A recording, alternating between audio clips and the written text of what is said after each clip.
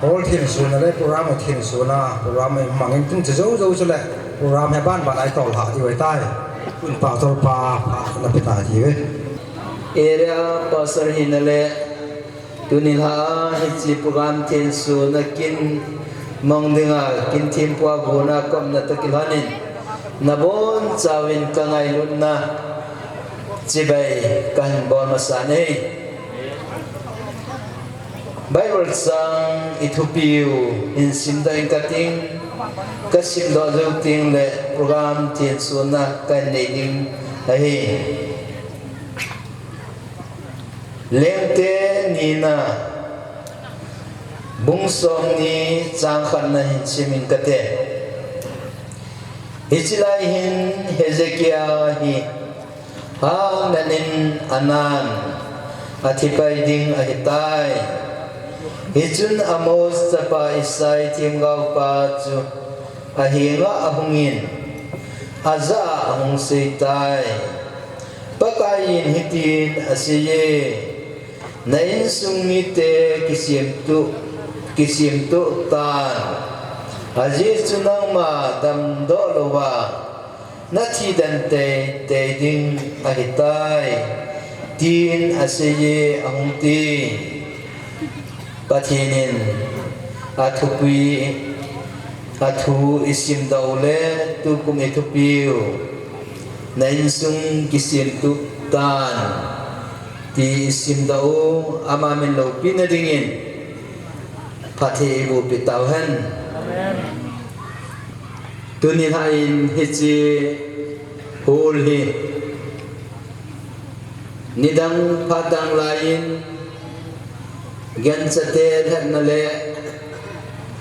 ay loa le mi pite hoin kichim na ham alo le tilda chuma ta salam tila iniman chau le ini zau ahin hizong le tu niya ki pana jingni kho thani kho change Pathin ho na le Pathin wa chai na le Pakai lo pi phun don na a iman cha dingu ahi takilanin tunin hain amasain hichi hol le kem ho zo si Pakai lo pi ki phun don na mun le mul asuang Lagului pasare area Joint conference ang huwazo sitting ayong Ta salagawa damna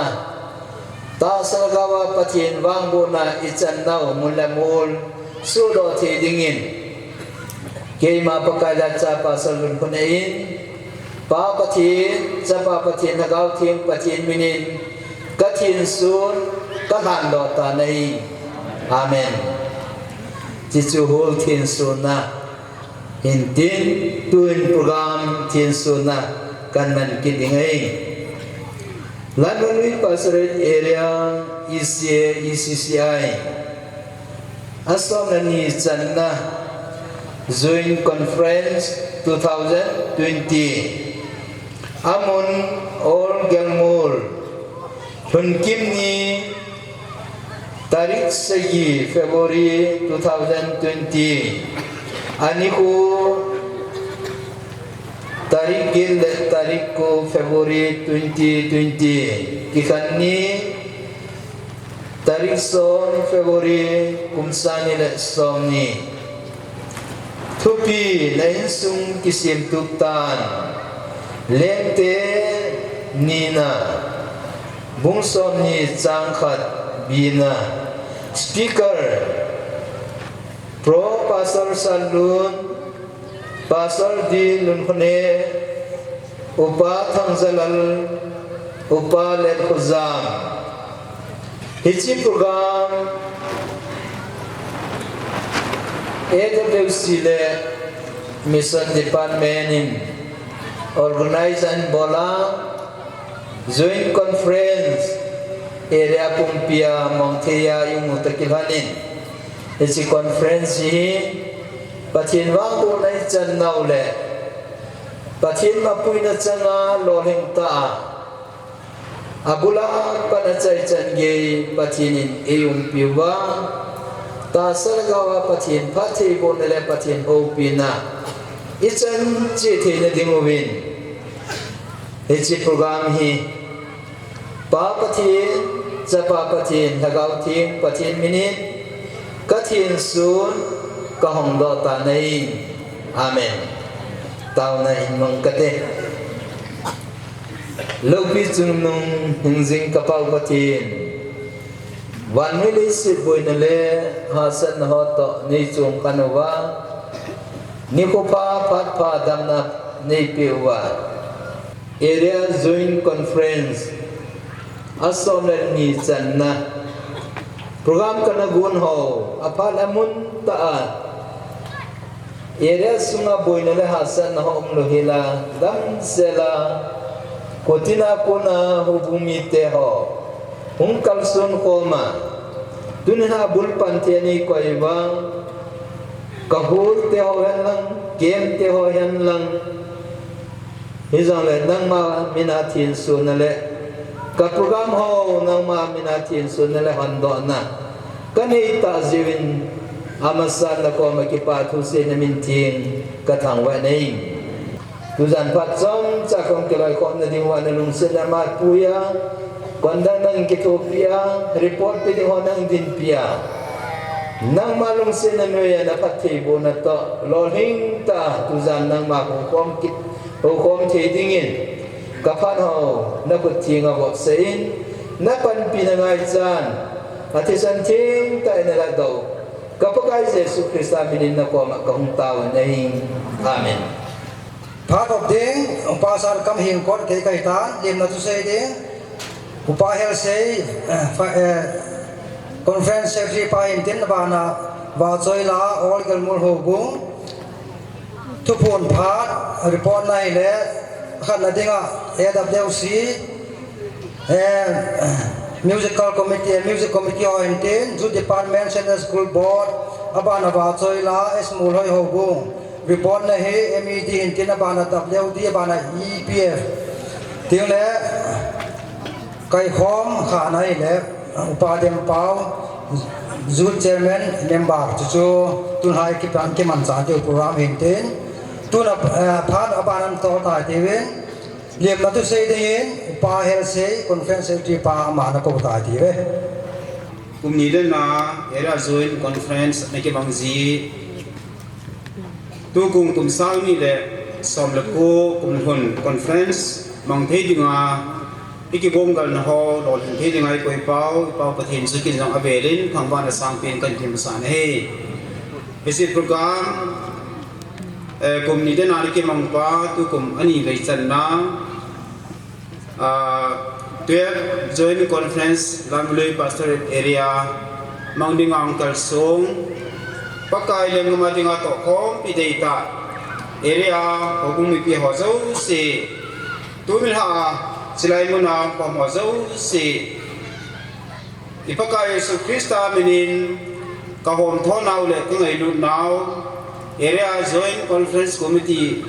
ซับคอมมิตี้ฮอทะเลมาเล่คนนี้เขาบุ้มมิเตะเขาส่งมิเตะหัวเจ้าสิทะเลเงินก็เลี้ยงนาวเลยก็ไงลุนนาวสลามเป็นปีเป็นเออีโปรแกรมเอาเฮนี่บ่อาเห็นยาเฮผ่านเฮหอมโทตามังที่งานคอมมิตี้ทั้งกี่กงปาเฮตัวนี้ประเทศนี้กี่คนนาวดึงซุยอีโปรแกรมไม่หลอนเหตุปีแต่ตอนนี้ตุ้นหาเก็บปัญหาสิโปรแกรมมันดึงเอาการส่งหัวเจ้าสี่เหตุนี่ส่งบ่พาที่มันจัดในเดวาเหตุประเทศละเก้าปุยหุยนี่แหละเที่ยงละประเทศไม่น่าผัดจนลิ้นแต่นี่กูมาอิลัมกิเลสิเทียดิงาอีโปรแกรมเอาเหตุประเทศซาบอนนี่แหละประเทศลุงเฮนะละเก้าลำผัดจนปีเทียดิงาผมโทษตามมองดึงเงินจำปะไก่มันเป็นกันเตียมันเองประเทศนี้ประเทศละพวกสุดแกวินตินตัวส่งจีโปรแกรมเฮอามุงดึงเอาการส่งหัวเจ้าเสียเห็น พัฒนาในที่เรื่องเว้นประเทศทัดที่โบนาดำเทนสุนเองที่ตาวเห็นที่สุดว่าใส่รอนหินเตไอ้ฉันชูเลี้ยมนั่นแหละ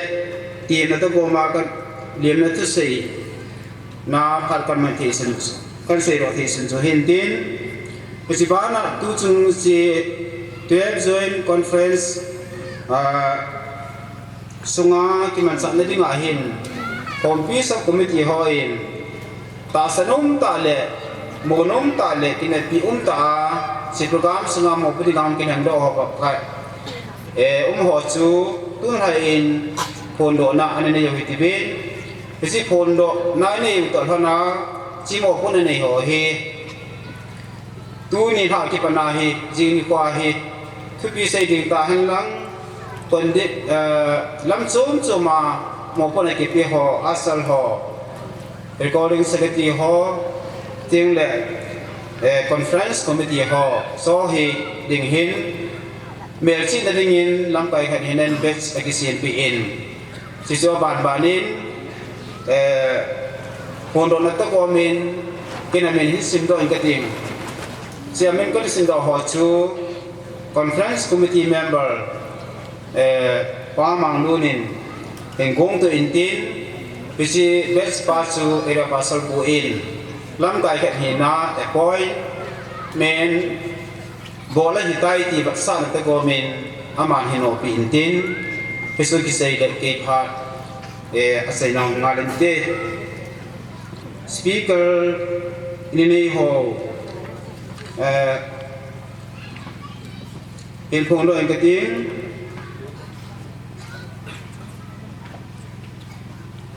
amasain pro pastor sadun langan din pila ki pamenti kan phondo ho chu ông nên phụ thuộc bên lăng, à bạn lệ, cái brain, nè, đi luôn khu này, area pasal phụ hen,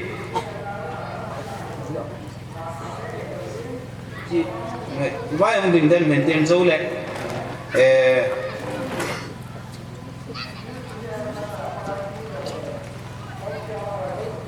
à bạn lệ area pasal phụ hen, pasal puhili kungai din abana upat hansal German lamli pasal area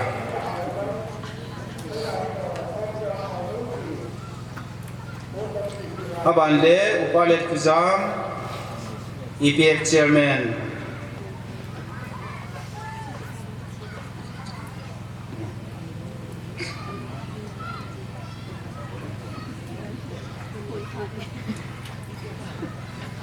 anh em đang vận tin in office kể tạo là chỉ ba Việt Nam bị pin của đi về từ hình tê các sĩ sinh hết thêm đầu hầm sang học sinh kia ông cũng dấu tạo lệ bị pin của đi về bị điều hệ tại advanced and biếng họ sẽ kịp ba biết sẽ gì và anh mà bị hình tê là ngày thêm một tết tôi recording secretary Gulhang Kim Min Thang aban le nunga hat neo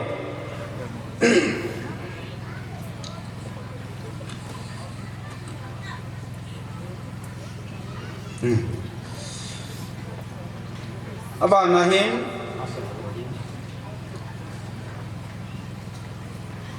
asal ho he en het thim lo khat chu conference of committee in ko kwami ni ki kong pa hi advance an pi dingo pisi asal beksa he menji pining ki ti hin koi masan in pi lo ta lo je wa chu asal ki tia conference committee ki ti jeng he men ki the tro he ti sun he tem do hin te amasa pinin leader dingin John Thâu Vum ama hung in tin aban le leader ani na Gulhang lum kungam em gang pi jang ako min ki jelo jin ko min to kan se tha thei po e enen ngai thi min lang John hi di phai le na hi oi tin na abana boy ting nunga boy ting di phai le บานาหิงก็นะกุลังมนทั้ง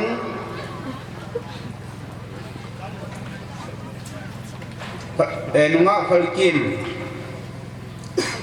โอลเกลโมลากุลังลันมิลเลนนุงะจิงเบะหอยงะลอยโมลานุงะจิงไงจงกุลังทังกินวาวจางะไขจมากิมนี่มันจะจิกิมนี่นี่ทิ้งกังพายากุลังลุนลินมานุงะเทริสาดีเจเตียนุงะฮันดิจิงกุลังลุนพลลลซาเอ็มกังเปียงะจุนนุงะลำจังไงกุลังลุนคุงนำจูดีดันหินันอันนี้ก็คงมาสตาอินอาบานาเอสมอลฮอยากุลังมังซานุงะเนียมไงสานบานาเอ็มถามว่ามากุลังจังลิลลนุงะนางมี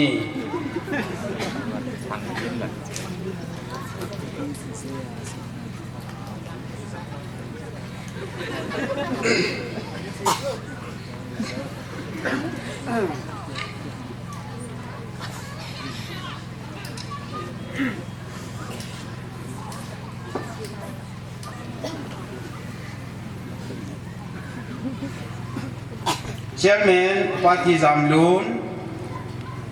อาสุนงานกี่คนจังเลยจะพันตีน่ะ Secretary อุปาเฮลเซ Finance Secretary มิสลทองลำ Treasurer อุปาลิมกุจังมานะปาเดชทัง Memberอาบานเล็ดนุ่งให้กุติน member อุปาเล็ดกุจัง member ป้ามังดูน member มีกูหินจังซื้อให้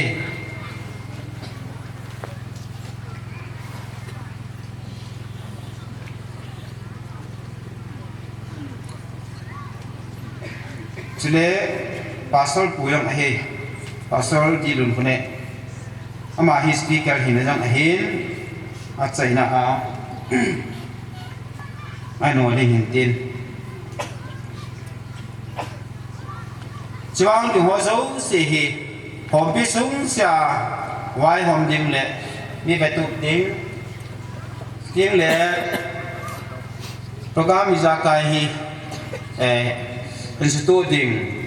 หมอพูดในกี่ปีแต่ตอนนี้ตรงไม้แต่โปรแกรมมีรังปงดิ้งินตัวนี้คอมมิตี้ทะเลงินเด็กองคอมมิตี้เจ้าสิทะเลงินปะไก่เมนินทีมนักเอเนอยู่นะเฮ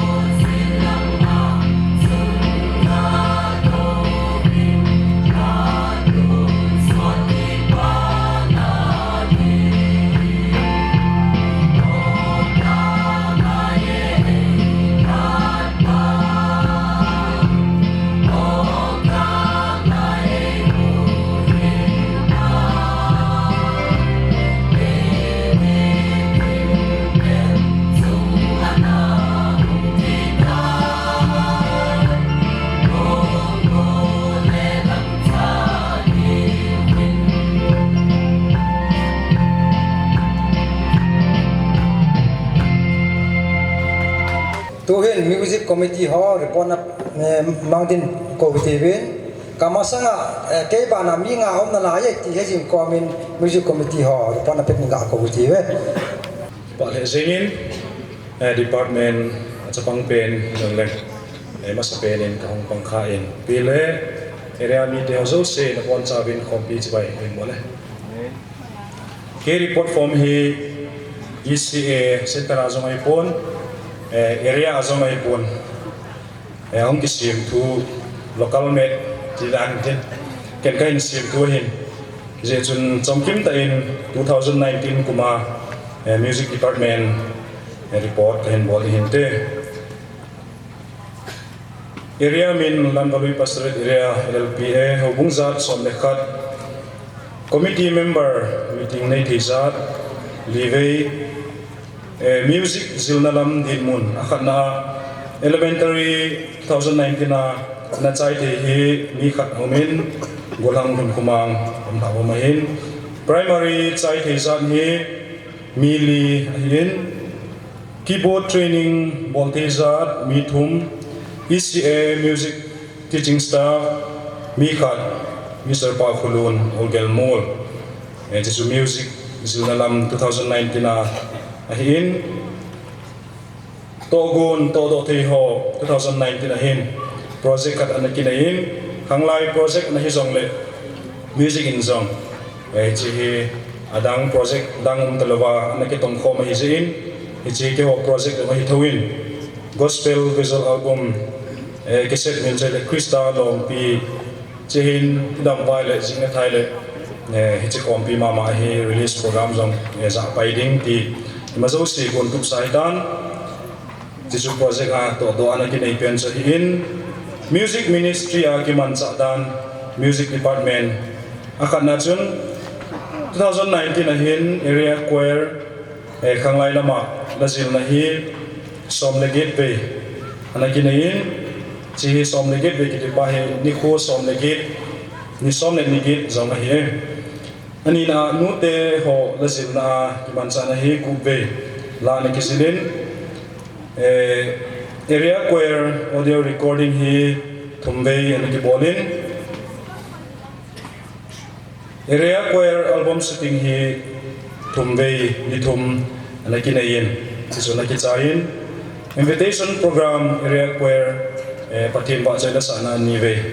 ana ki mangthein committee members an hele mi som le mi nga hin chu som ki ma ka hin bol the in tin area khopi mun Olgel Mol ECA church report bolmin seminal secretary music LLPA chi chu report chom kim cha ka hin bol in tin tu pon khat to hin nei nga le nge tu ki khop ki khen kai khom ki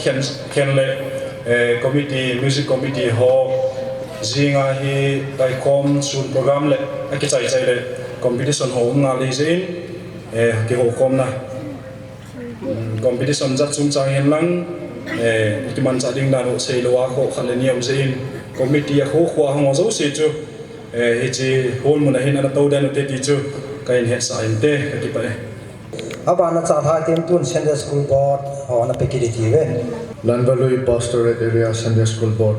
report in bol pengye area min ahile Lanbalui Pastorate Area hi in committee member umzat mi somle thum ka hiwin Sunday School admission bol theizat huzo sin ahin bol theyen Sunday School admission I bol dano pi thenga mi zani le somle nga Sunday School union langa beginner kum khan na ho mi za le som ni le thum kumni na mi som sagi le ni kum thum na som get langa primary kum khan na som ku le get primary kum ni na som ku primary kum thum na som gup le sagi junior kum khan na som gup lenga junior kum ni na som gup le di junior kum thum na som sagi le khan intermediate kum khan na som nga le ku intermediate kum ni na som gup le thum senior som nga le di youth class som di le gup center langa competitive exam na apang thei hobung zat hobung thum Sunday school exam phate chana ki bol thei jin chule result ho jong phate chan ki su do thei Sunday school board committee member o hitu kum tu tam ti ding a hi in pathin phathe bu na to buina za chom chom je in ka ki thang ma cha ji mu vin hi zong le pathin in e pin za lo vin tam hong ke puchai the ding a kom je pathin tang wa no me tang wa na khin pi in hopi mun a hi le olgal mol a hi in report bolmin gorang paulin mang ho keep secretary Sunday School Board Landari Pastorate area stand hitan te ka ke pare tuna panin wa choi la khan ngai thai ti win esmul hoi ho bung ma pathin wa choi da sin ka ko pi ti ve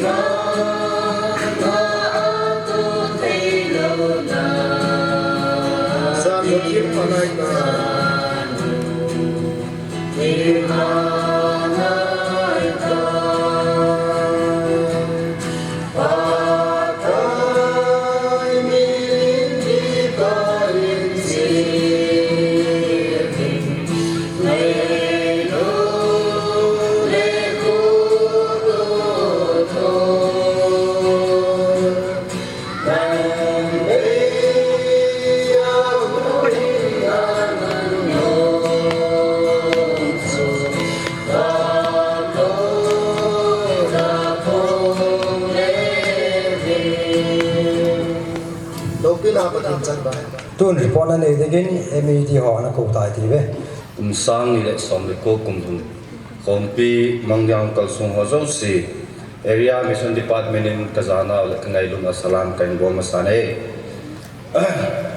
tu ni ha kin kahin bowling hi 2019 sunga mission department lanvalui parcel area inakiman cha na thang pi niaw cha kan report ding hin chimasanga chun ho lanvalui parcel area sunga mission department tam khat sunga committee hi som le sagi ke hivin tuni lang hong theo zo si khat ve ung din pi le chon ke pa min te mission department committee ho zo si khat ve ana ke le le jing win lang ka report hang lut pai jing tang te ke kan report hi form hi center in pi hi area ni ki kollega khotina ni ki kollega chon ni ki submit pen kan report jing de hi in chang ki sitan dana kan report mai de he area min hi le lanvalui parcel area hi khozat som lakhat hin in zat hi zangale som li le li ve box emi box kaido thei zat hi in zangale som thum le ku in phave ne si pi thei zat hi mi zakhat ni a hi report khotina ku na in la khom dung zui wa hi kumsunga to gon ni to ho cho hi le mission department in hobung tin ani ki vil thei na hi chuting le ani na center pi tu hi phate chan apha dung zui ani ki pi chai thei na hi athumna mission department in DTS student ho chunga thilpa bolna ani ki nei na hi it's 2019 sunga ito do ho a he kum tha to gun hi le hobung khat la khat ki vil tu na hi nei ki ding a he nei ding ti he ani na tam khat ki chai ta dung zuin missionary sponsor na hi abana chi zom pi ding in phat sa hi e mabana to gun ho he tu kum report hung lu chan ge ya kum thupi ta do thei ho zo si khoza cho hi le khusagi hin ata do thei lo his li anome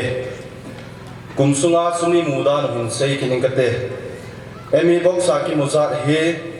lak som le lak li le sang som ni le le zathum le som sagi le ni a he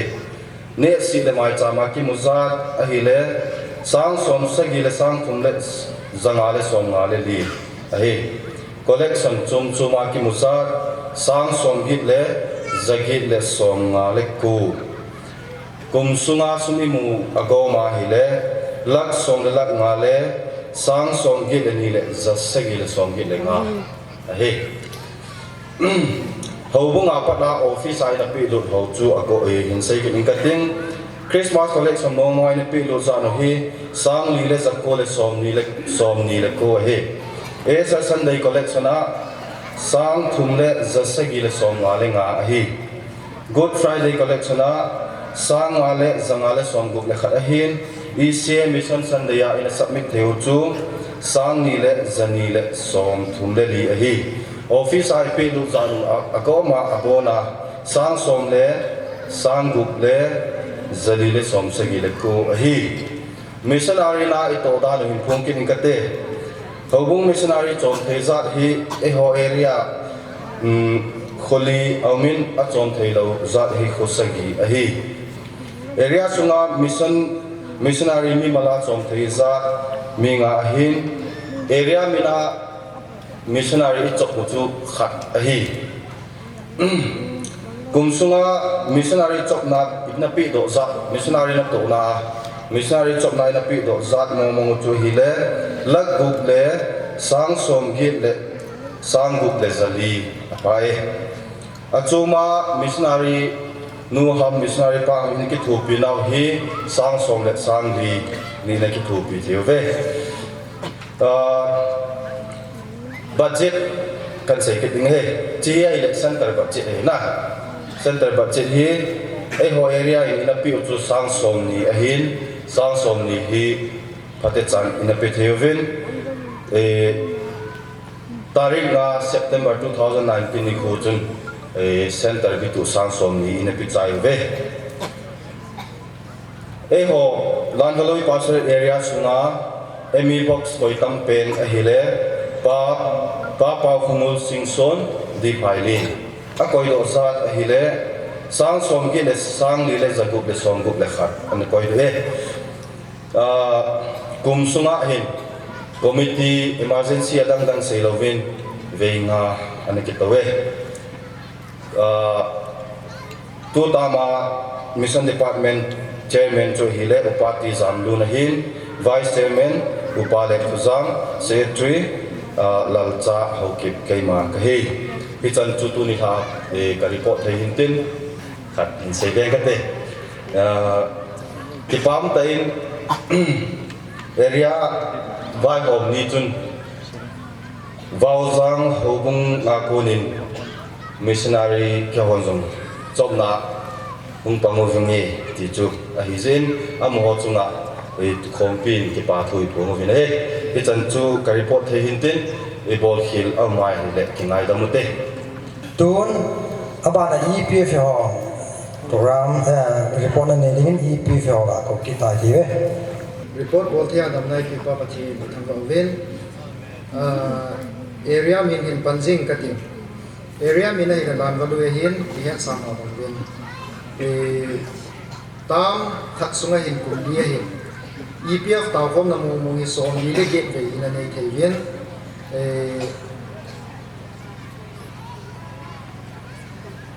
taw kom na panghi ningkum to tu kuma hin sang ni le zabuk le mi gi bangdo theive chule goi tam lo taw na ina mong theiven i che yen zani le som ni le ku li sina ina bang theiven kum sunga to gu la chun ni khat area lam kai ho zo si taw khom na ana ki bo theien thasi EPF phan le kuis ana ki chi pi theye kum tha to go na hen ni khat area lam kai ho an ngo taw na man ki ling ti hen chi a tha hon a hin del chi yo hi report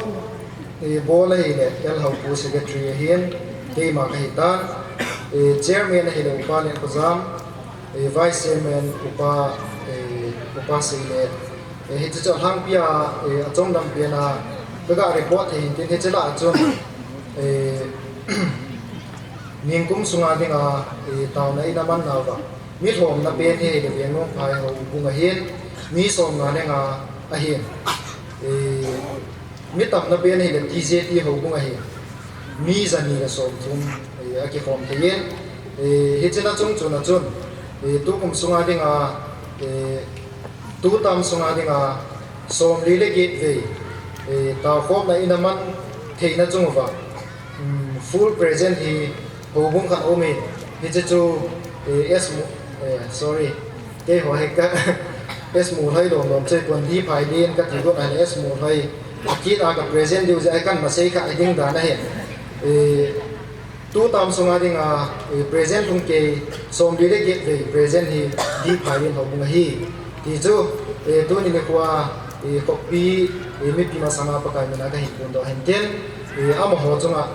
area IPF ta khelin pa thu ka hin tu na hi ke pon the chan chikan te ki pa phat ong ku ta bang thinen ning la phar kor ka hong ti ve conference of committee hall a hin chairman pa le chair pa hi tamozin kun hai la bang la thei po in kamo agisale zengin ayang la dam lo chung hi zen I hon ko le ji i thei ni po ben ji chun pathin hi ngai taw na ba gyal ro ti ba ga kon do in de jing sin ka le ti ko son kung gup le minit som thuma man de hin picha contact ding chu even no loan secretary zu department ding a hin ama hi hinanga hojina chi jin ama thalan dingin committee angki gon to dung zu jin pa thonglam orgal mall conference committee finance spa in lo aman in khel pi du hintin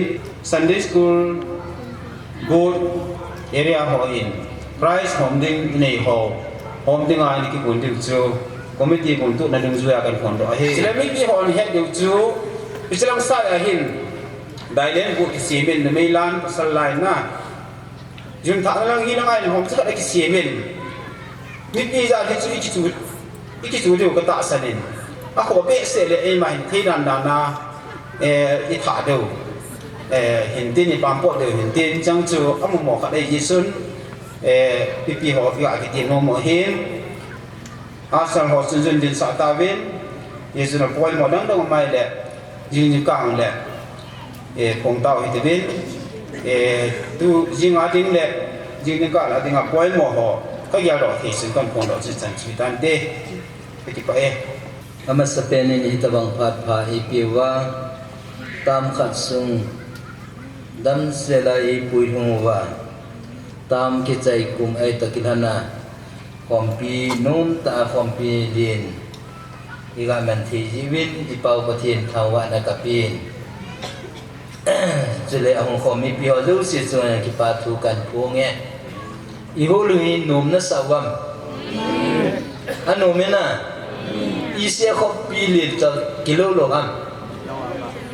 kilo wena iya hi thanom ta panela ding timi pi kan ti nei me koni ten tongai ta in panina la pi wen hol hi iwena le hak ta khat be ki khop lo na ding in apa mai le jingin iya hi kai khom na ho devotion han lang alo le kai khom na dang hoi jong le tanom ta panela ding hovin hol hi dim se na kai ding in husumi te ho jong chule area sunga jile ve ya kuna hung ho zo siang ibon chawa panela divin pakai minin ki pa thu kan se na bana timna kai ne ei jing lang le report ni ma in asu boy ta lo rin thu pi pha ta changai ding ti chu i gelo ki gel na i ko yo hin ain la nu me tele zutte jang apethe lo in aumin AWC pa sele ama amnan ajo asi bang ale khazu le khatam ta college azu aga ki hol mo thu in prize home ni ho hi phone ajang ke sa na himin tu ni han avian ni khat ven se ki ni nge jing ka le devotion pa na hi Sunday school both te in prize hop din ni se chu na hop do te ding wei emit te le ipf te in jing vai kai khoma ko hop din ni ho chu i hop do ding wei adang nga ela do ding na ding wa jule tarik ko pathini jingka devotion kigini ni hale AWC to youth department ina hok ding hi AWC a pi ding dol ho zusi praja hom na yang su ngal le phanti isu chairman pa hong lo zia chairman pa din mun dana sukan la ai mai AWC le youth department jing ni ha pathini jing ka devotion le women department te in holding nani ha zo siu su Sunday school board le women department ni holding atan ji ai department dang to ki koi kom lo chang chang a ki he na ima su boi lo ding chule ki khan ni zan le competition na prize ho si prize dang conference committee in tilbun ani ho to idingai this is to han ho padasa kitu bulian han kanumin tunin ha mol hoi ho banga chu in langa kit phata izil man lo wai dang le ang chang chu la ya min hol nom ta sa na tam ki chai kum jang hi in hol long an nomin video coverage lo ibol kin mai ja chu ho bung hong se su na hong din lo na sa wale la ka kin na sa wale la por hi jing ai na la bung hi jing ai Yesun patien wa tay lain tanong tay apoy mo silawa ko amale zong lampai damo zong isi na lai Yesu ka si heo ki pa ye enrollment form ang kihomin obong tinin it's enrollment form hi lapola anapang nunga ko na nute parte ho jong le apang zo se min ki na dinga hong ki bola hi bible chang beginner para intermediate sting le nute parte a number a hello ding in abon ke a min list jina dinga hong ki bolin hichi he ho ki kwai dinga ipun jing le in submit dinga hin obung ai mi sa o mong kompia yung tewam hichi ke no mai in awal zo ki dei pon a ling le zo ki dei pon ang zo se he hinzi lut so ga te te lo hin ti he adi sen obung ngam kai chuting le khanglai lang hoin hingai to le hin de omin jing vai kai ko ma sa min hichi form pa chu ke ko ma hin submit le hin ti chu kai he sai te ki pai ตัวเฮพาใจในเด็กที่ไว้ตานพาใจในต่างในเด่นตาเซเลเอ็มหาบุมามานะโกตายที่เว้ ว่าซอยที่งานลมปะกายหาจุนงเป็นนามินเทงกันว่าจะยุนนางมาจอยหัดดิ่งอารมณ์ในจีนและซาเตนนามินเทงกระจอยานุในอาเซียจุนในงานล้วนนาวกิลังยินและซาเตนนักเกี่ยวข้อนากมูวินดำนาบินนาเนเปวินหินโคกิมาตูจานกิสุตุมนาจานกิปาอมตาเลธนุอมตาโจเทียนไอ้ก้อยนาวจานโลปินันมากันเปวินัยพานาสานลุงกุนไอ้เลจิงนิควาดิงากกินกุนฮอนามินโลปินดิงานังอินในมูซาดิวกินเอมินนามินทั้งว่าปุมาหาจุนุงเป็นนาจาเรตเจสุคริสต์อามินาเลงากะทูมัยอาเมน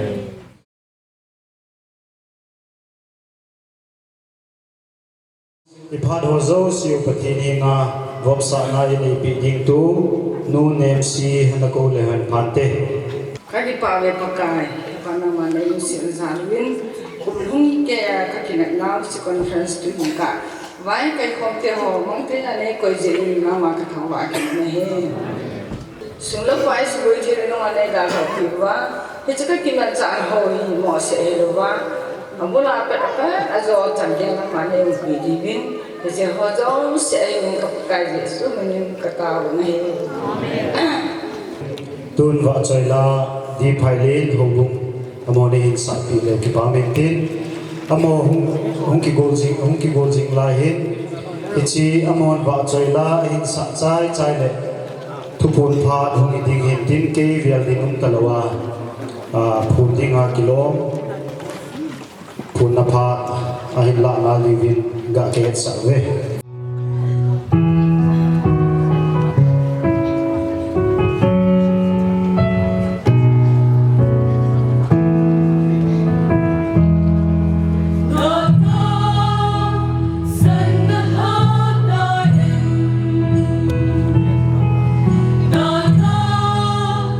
cho kênh Ghiền Mì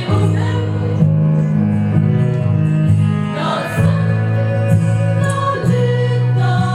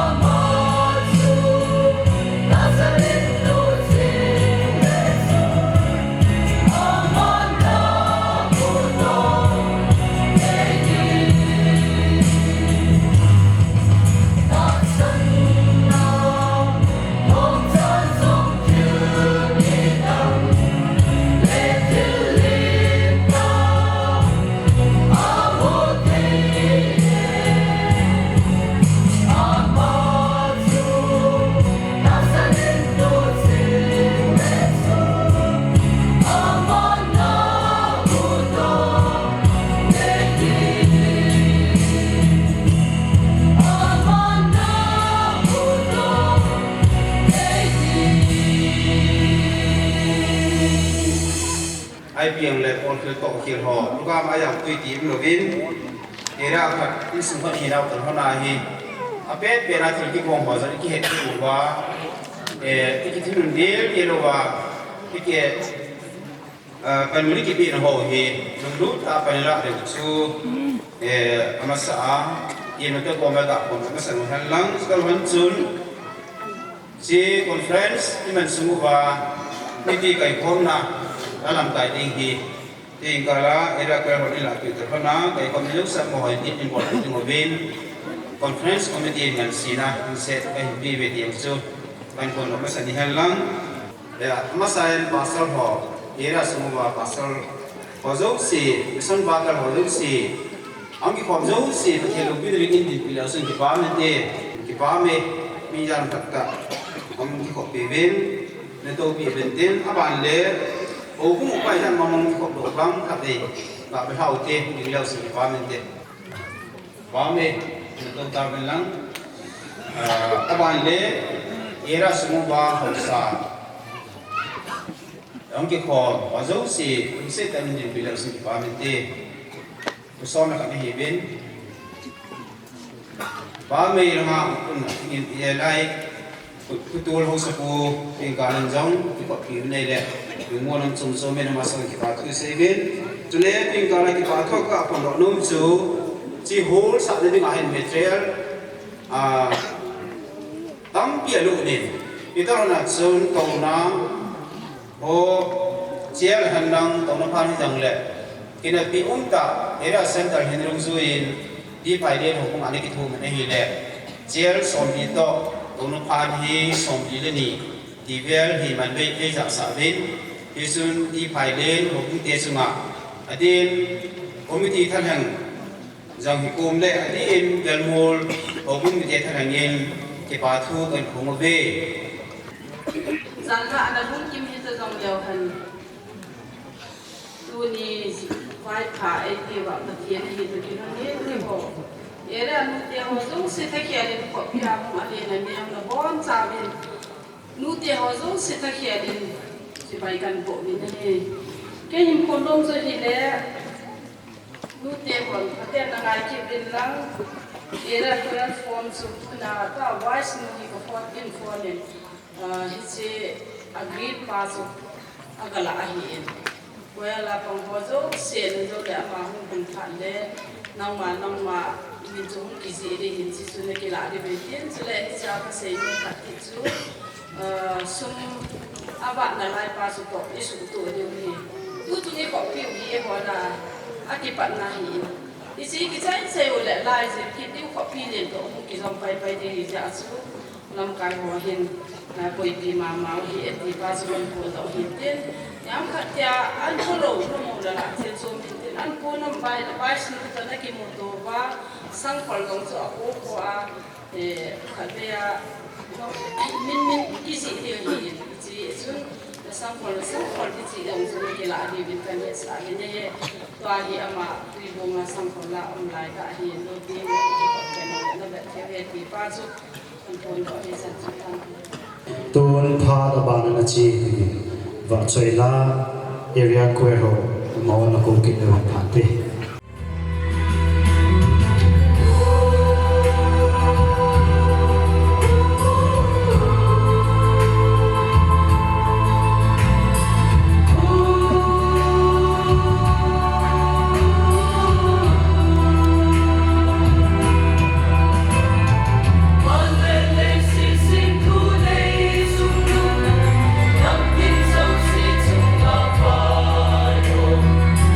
So see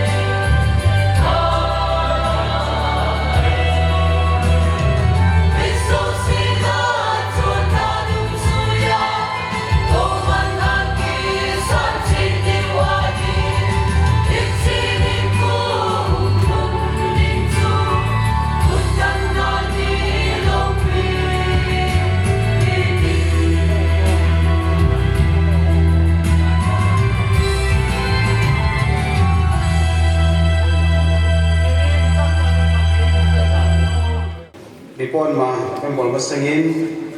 committee ta sanun ta ki tim ta ki bun kolhonin tuing kala presiding speaker pro pastor Sadun kapan mundu thedinga sit elu pi thida zalun asuma ki pathu seven federal zone tupi seina hi jamle committee pa ki bun na ko manduta eman pinau sungahin ki pathu neu sa ki pinomin sisu era pasal puin yung piro yung halang su ki sele report na su jamlang phante mayong din pinatin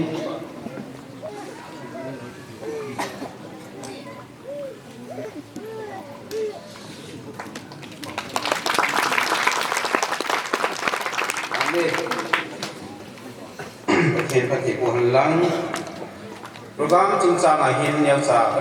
xây về nôm là gì program thì phát xuất bây giờ kita hiện là tu chúng ông cái khoảng mở dấu xì hộ sản xuất đến hiện ông kita hình dấu tập cồn thì xuân nó lại ba tia họ program ông còn họ dấu xì program như chân phải đủ ba hiện đẹp nên hết team được một bên ngày team nào committee bên cạnh cùng một sản này report pantangnya Lamului Pastorate Area ECA Area Working Committee report 2019-2020 area khuzan hi somla ka ihibin in charge zangale somale ni ihibin population za hi sang kumle zangale somale gi ihibe chahin upa oren za hi pension hoto government somni ragu hi ina yubin government na tongza hi zakat so hi dan jo kim za sang ni ka zakat le som la hi bin Saint Baptist ma changza tu kum sunga som ni ragu era kum piwa ina yube dan thinga ki changza thum ina yubin pindana ki changza som ni li ina yube now sending that som segi hin mitiza to kum sunga era sunga tiza som lagi hi piling Sunday school kaiza zakole som segi ka ihibin zanile som tumle segi in final exam ibin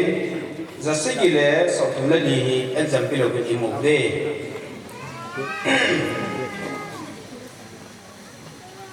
Bale somakat pitampin first tenibo ang report formam luzuin apitampin usule ipaidin apir wazar latumto sang song latumto jasiki le song tum apiro nei apimunpin nu changpi haukip ipaidin pizza về chú sống cô được thùng ahi AWC member za hi sống được cô ahihin kum sunga meeting kinai za bu be ahin emergency ni ahi ban le isang si bong chu acham thepina report dinga pang bonus ahin report involve Upa Halsey, Secretary AWC Lamului Pastorate Area, Depot Niku, tarikh 2 Februari 2019, 20 Friday, 1995, iskema Depot Kile. Isang su, sampai lama AWC pun ada report kan protection ini, kita Tuan Wak Choila ngaloi mol hobung, patin patai bu cengin ngaloi mol hobung ho, patin Wak Choila sabi. Nó câu tàu tê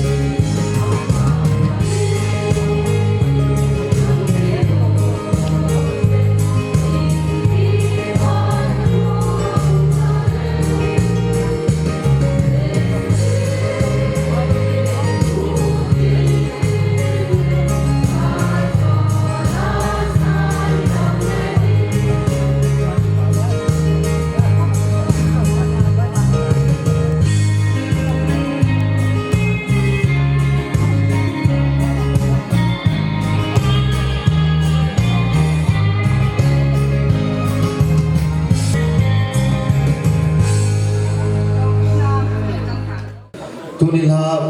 tu vai kai khom pathim tu ai se new pro pastor salun in charge JPM ahin amanzong pathin phathei bu changin athalo kila bana ki pa mete pathin tu ngai kon thi dinga pathinin kichana e ui khom wa hi chana ki kam ta ajlai mun ai khom de mas te ni pa pathin thi te ha pai he tin ka pha hi ki pi da ka ti pa cha ma mai pathin tu ta ba pe ham khom pi li la wa he kya ba ka be nai la hi ji chu cái đi mình sẽ là ba bằng nắm cái này ai bị dòng pin cả phát chân nặng và thì những cái giống cả sản nó là chung chung đúng gì hơn là cái dòng đấy đầm này thì à phát thì họ các bạn mình thì chỉ họ ra và thì mình thì cái thằng bảy này dòng lu tay thì ngã cái phần thì đa đi lan bên area ấy mol tak kỳ hành langทีมลงตาที่ลงเลยเอเรียของเปียทุสิงาอินบูมีกระเกียนเล่ที่ป่าหลงก็กี่ไปที่พันลำเงากระสายลำกายของสมาชิกป่าทุ่งกระดาษสีเฮเป็นสิ่งโปรแกรมบนไลฟ์เป็นพวกกูเรียนเป็นเชียนเนี่ยป่าวว่าเรื่องกระดาษนี่ผ่านขัดน้ำมันเฮียนตีเลยกระโปรงด้าจริงเลยน้ำมินกิสุนใจตายตีเลยเสียจีอุตรวันmình cái sự giải su alo là gì lâu hi phát nào su cái này cái buồn gì này ai lại tàu nó mua loài nó mi hùng tâm sẽ gì và thiệt trong cái hùng mất thể rồi ở bây giờ có buổi gì cái tao bằng con đi sản xuất con mình hi đấy cái phần lâm cái sai này ý thúc yêu chú hình sim nga liền cái tiền hiện sáu hiến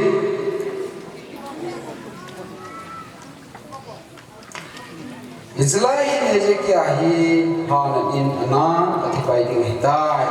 hechuna mo chapai sai kim gao pa chu ahi nga hungin aza ahung seitai pakai diki na seje nan sumi te kisim ti utan aje chunang ma dam do luwa na thi de te ding hitai ki na seje ahung ti chuta chu Hezekiah zo hin bang lama ven pakai nga tabin hiti de seje o pakai ni smil hi ben henga kang ta ve nang ma ang sungai to banga ki ta le lung thip ke lo hela ana chon jing jing ka hi za chuting le i to banga gun chuwa nang ma min mua thim ti jing ka da bol ta ati ne he hiti hinje ki achu hasita in ka za jing ni hichun isai jing rong hiti hinje ki achu hasita in ka za jing ni hichun isai jing rong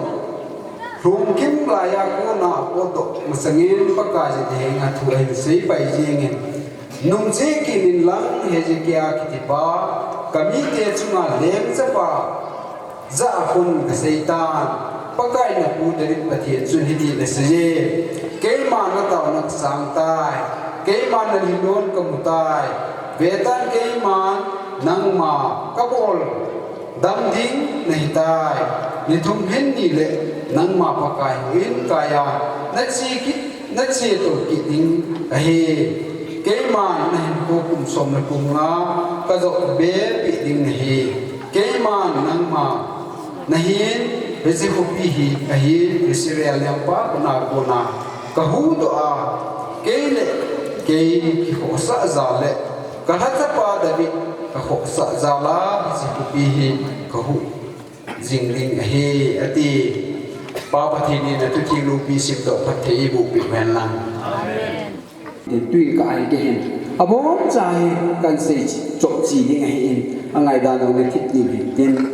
Hezekiah background hi ingai to ahle Hezekiah chu apa ahas ai juda te lem la a lem pha ke na oi na aban ki na chi ve na hi le ni chi juda te lem la hin base pitile el pa ba hin apha bu itiom le apha ai ki ni na Picha tu base king kita le, leng la apa na base king leng sudah te leng tu la tu mahi base king dia leng sudah te leng la in yang bah ini. Apa na tu azwa kesaitain sudah te leng la tu leng la leng pakai nak itu Hezekiah leng bah ini. Jadi apa background pahai beta ini ahas jongju sudah teleng la acu leng pahai pathin dong jing lewai pathin dong kipat besi lewai ain la Christian in sungai nah Christian in sungai be ahas jongju Hezekiah leng pa apa tu Christian in sungai aku nak ping he ale Hezekiah dong chu lengga la lengga pe hecilaya hitin khat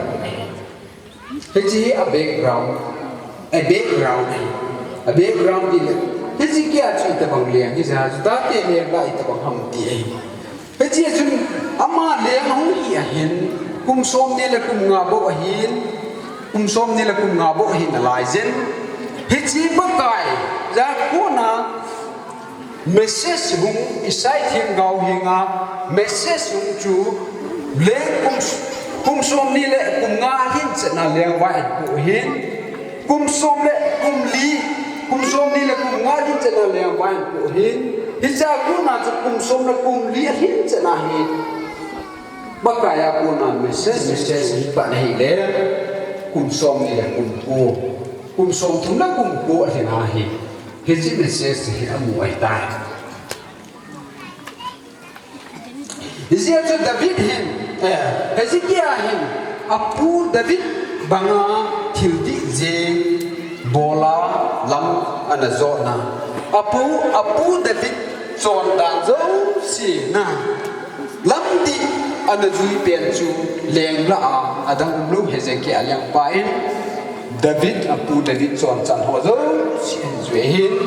heci Jerusalem kulpom hisi ya tu patin Jerusalem bang kimla kot verla doi hum ki tu ho zo siang chu apa na tu ho zo si chu Hezekiah yang pahin ana vo su ke ya heci guling mu se na tu ong chu ana zep si Hita bang chana chu Hezekiah hin pha na bol he. Hiji chu Hezekiah background he. Ale cha ko na ise do lu chu biham tile itu piu chun. Number ho bang ko zambling na. Zat za na ko e ko ma chu order du ju jin bol tu kiti chu. 1 2 3 na. Set in order na in chu in sung chu nakisim tu ting he ti ai pathinin an se pathin oi message from God na isai tin ga ko ma su pathin nin he chi he se ga leng pa ko ma na se pi ding he ati pi he chi hoi ta lai ta he kai to he le tu jin ka pa na ga la se nong chu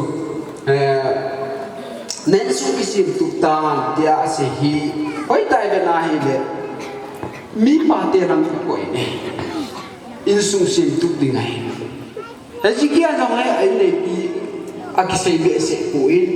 an sung sim tu dinga tu pathinin tu an se ya hi gola o in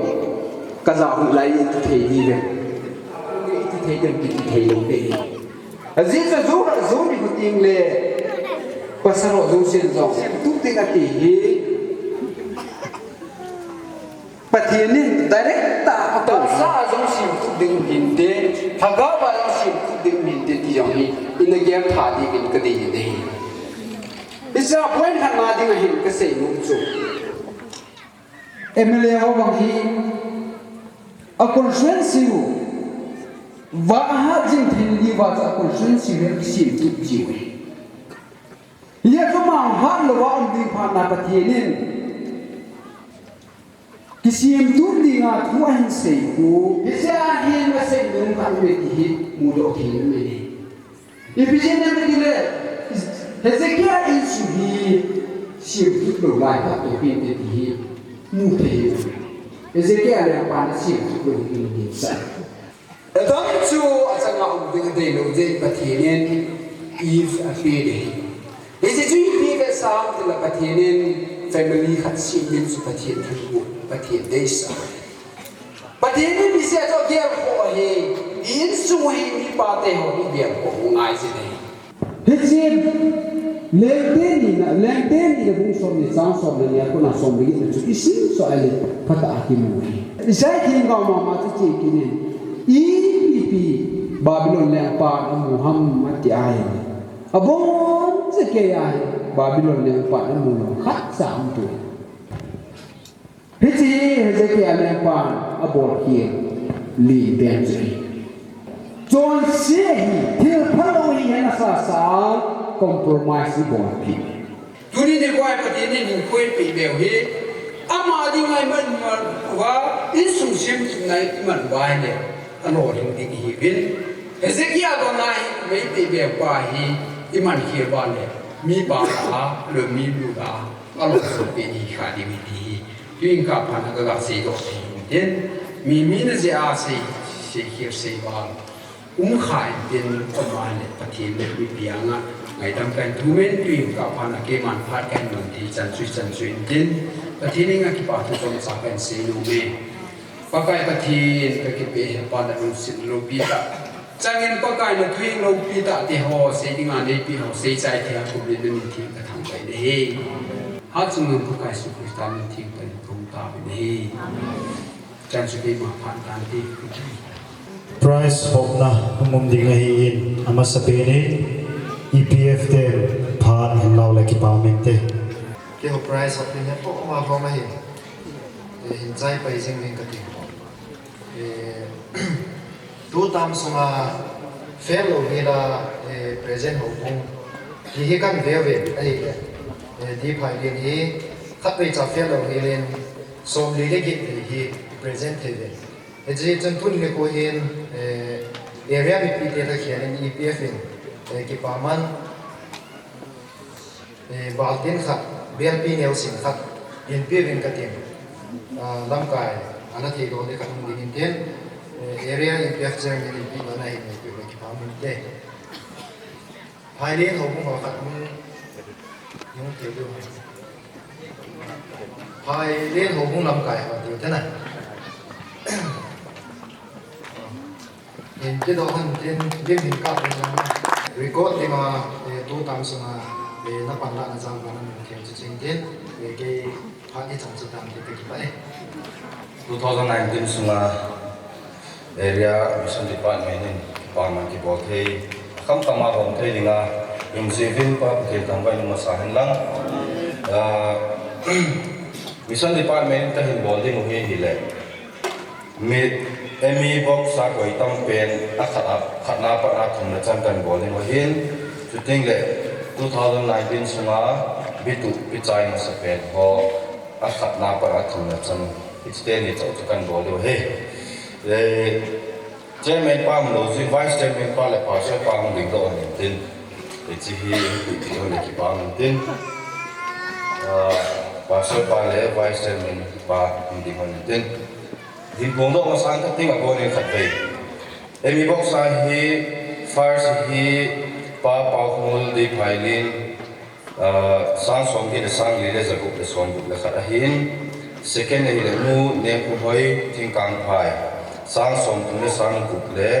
za khat som tu le nga hin pa pa min lin ol gen mol kha hin sang som ni le tum le za khat som ko le ku a hi bi tu pi chai no so ho chu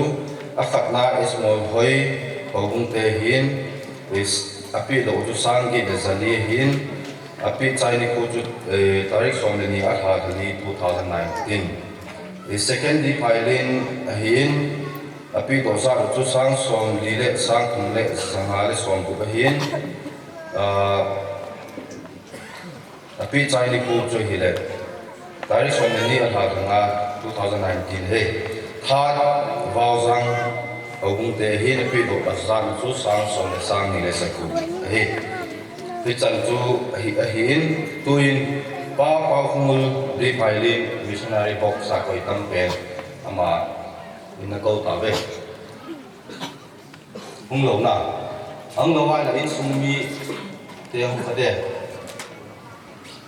in sumi ho ka din hung la ko le chang ki pa ni le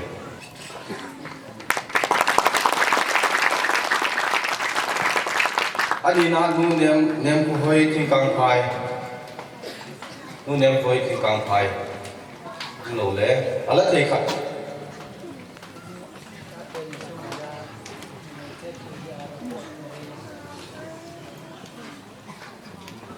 thum na ding pa pa min din ol gen mo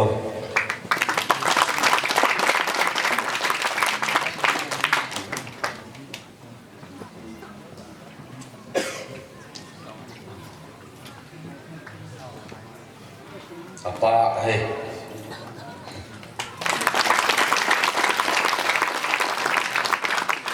abana bitu ti chai no spen ho akhat na es mo hoi ho bung de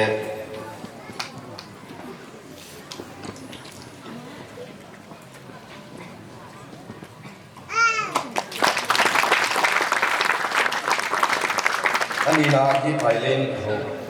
mission department di filing ba na ba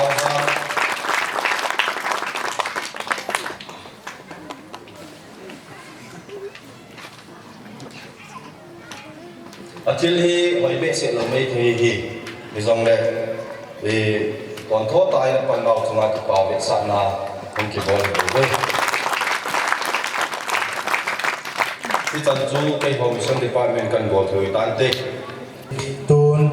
ipado zo si pathininga khana upa samlal member youth department hamana ko itive long sit na le ngai lun na din se jeng wanam ka pau ka thi phat kam sai ki mu zong lai paka kapwa ma ban na mani pui to pe lai le sun ti lo pi na mang sa ka thom na phe ni gu pi ding wen so sis to aga thi lai ta wat san thi ta he to hasin mu paka yu je so kristan men na ko ma ka ta ba hi amen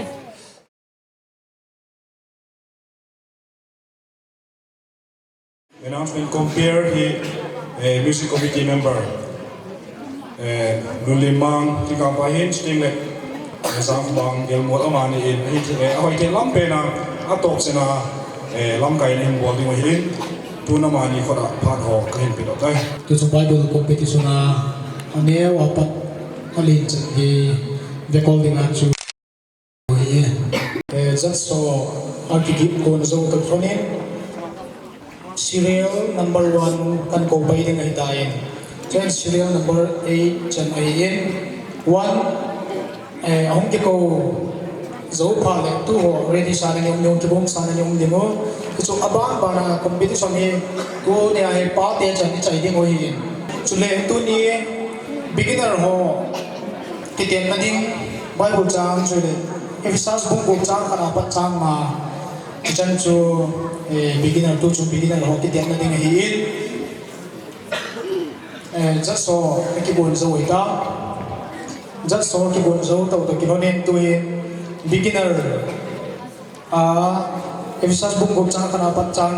chan say in serial number 1 kan kawe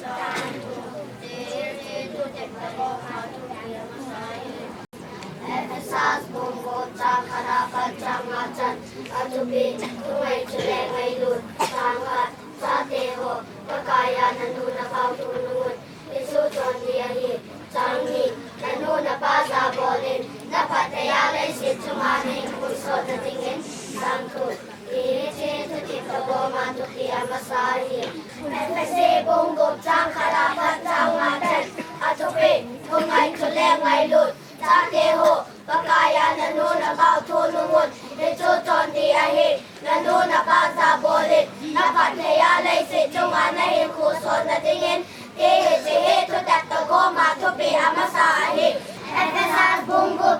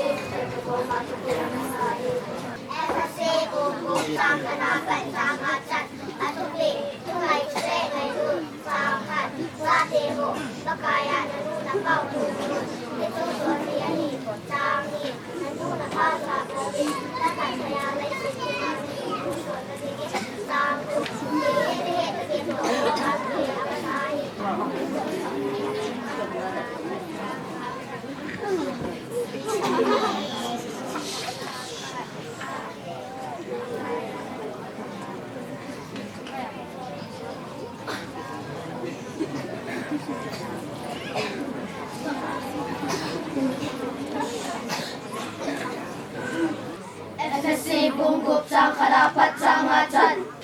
Atupi Tungai Sule Ngai Lut Sate Ho Pakaya Nanu Napau Tunungun Pitsu Chon Diahi Nanu Napaza Bolin Napateya Le Situnganahin Kusot Nadingin Hihitihi Tutep Tagoma Tupi Amasahi beginner class to initiate namin. Hubung so bakala di CTC win. Asi also si Sunga Patu si win. Tuin primary sa somni metum chang karapat chang group chan sitting in serial number 1 kan kowe. Sam number 1 chang karapat chang group chan atupi pakai jokia muicin ai jokia muicin ai jupahin Imam samponge Sam number somni le tum chang karapat chang group chan Atupi Pakai jokia muicin ai jimpahi Pakai jokia muicin ai jimpahin Imam samponge Sam number somni le tum chang karapat chang group chan Atupi Pakai jokia muicin ai jimpahi Chang khat Pakai jokia muicin ai jimpahin Imam samponge Sam number somni le tum chang karapat chang group chan Atupi Pakai jokia muicin ai jimpahi Chang khat Pakai jokia muicin ai jimpahin Imam samponge Sam number somni le tum chang karapat chang group chan Atupi Pakai jokia muicin ai jimpahin Pakai jokia muicin ai jimpahin Imam samponge Sam number somni le tum chang karapat chang group chan Atupi Pakai jokia muicin ai jimpahin Pakai jokia muicin ai jimpahin Imam samponge Sam number somni le tum chang karapat chang group chan Atupi Pakai jokia muicin ai jimpahin Chang khat Pakai jokia muicin ai jimpahin Imam samponge Sam number somni le tum chang karapat chang group chan Atupi Pakai jokia muicin ai jimpahin Pakai jokia muicin ai jimpahin Imam samponge Wanda uyala kanale pinar kahin minong ai Le ay sok le pakai sumagat yan Sam number somni le tum chang karapat chang group chan Sam number somni le tum chang karapat chang group chan Atupi Pakai jokia muicin ai jimpahin Chang khat Pakai jokia muicin ai jimpahin Imam samponge That's all. Kikun chayo to kikun junior class first Korean bung som le thum chang karapat chang sagi chan sitting in serial number 1 kan kowe. Korean kat na bung som thum chang karapat chang sagi chan atupi ngai lut lung sit chang kat Kay man mi mo paule vanti no pawin tu say zin zong le ngai lut na ka nei no le so men ki baging le put ye ki beng tu bang bo ka hi ding hi Korean kat khat bung som le thum chang karapat chang sagi chan atupi ngai lut lung sit Kay man mi mo paule vanti no pawin tu say zin zong le ngai lut na ka nei lo le sum eng ki bogin le khut be ki bek tu bang bo ka hi ding a hi ring khat na bung som le thum chang khana ba chang su li chan a tu ki ei lu lu se chang khat ei ban ni mo pau le ban ti mo pau pin tu se chi song le nei lu na ka nei lo le sum eng ki bogin le khut be ki bek tu bang bo ka hi ding a hi First Korean food from the Chang Kara Pechang Pechang Atupi Nailu Luxi Chang Khat Kay Mani Mo Pao Le Ba Thiel Mo Pao Bin Tu Sei Sing Song Le Nailu Nakanay Law Le Sum Eng Ki Ko Ding Le Ko Be Ki Be Ki Bang Bo Ka Ni Ding Ani First Korean food from the Chang Kara Pechang Pechang Atupi Nailu Luxi Kay Mani Mo Pao Le Ba Thiel Mo Pao Bin Tu Sei Sing Song Le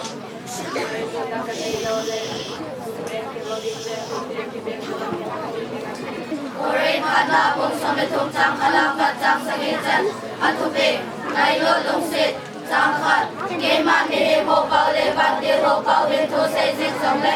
nai lo na ka nei lo le sum mai ke bogin le khut be ki be tu bang bo ka he ding a he First Korean bung som thum chang khala ka chang sangi chan athupe nai lo lung sit chang khat ke man ni mo pau le ban ti ho pau bin thu sei sing song le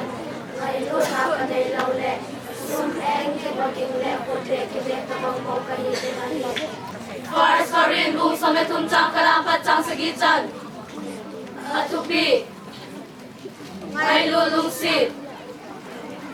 ke man mi ho pau le van til ho pau bin tu sei sing song leng nai lu na ka nei lo le sum eng ki bogin le khut be ki be ta bang bo ka hi ding a hi Serial number 1 Proverb bung som lani som ni lani chang kana pa chang gup chan se ringi temde ka serial number 1 kan ko Chin bu bung som ni lani chang kana pa chang gup chan alupi tin bu chung chang le chon chan do la chi ki se ho hau na tam pi sa ma song mi phat ki hen so di ka hin tam ka le sana sa ma song mi lung hai na un hiya ka soi Chi bu bu som ni la ni chang khana pa chang gup chan hau na tam pi sa ma song mi phat ki hen so di ka hin tam ka le sana sa ma song mi lung hai na un hiya ka soi Chi bu bu som ni la ni chang khana pa chang gup chan hau na tam pi sa ma song mi phat ki hen so di ka hin tam ka le sana sa ma song mi lung hai na un hiya ka soi Chi bu bu som ni la ni chang khana pa chang gup chan Sang khat hau na tam pi sa ma song mi phat ki hen so di ka hin tam ka le sana sa ma song mi lung hai na un hiya ka soi Chi bu bu som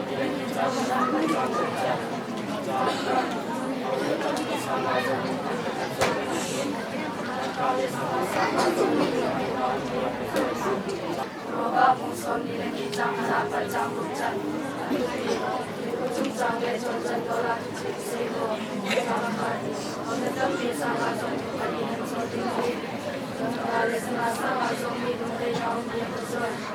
Zat so okay man to kinonin nu te a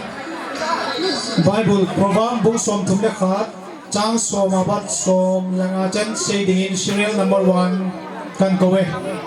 Chi bu bu som thum le khat chang som abat som langa chen atupi me si pha ba choina me si khata ko na ki mu do so ding ha kita bang me chu sana ka se so si sa ma be so ati Proverb bung som thum le khat chang som abat som langa chen atupi Amazing Papa China Amazing Pata Koleki Mudo Zoding Ha Nagawang Meju Sanapazem Zosi Sanga Hoi Zoani Proba Pung Som Napachang Som Mapat Som Namachan Angkupi